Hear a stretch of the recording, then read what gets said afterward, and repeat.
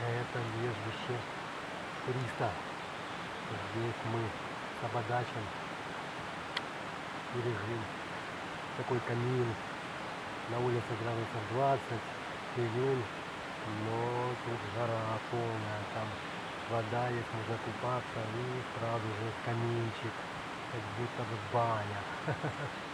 То есть покупался и тут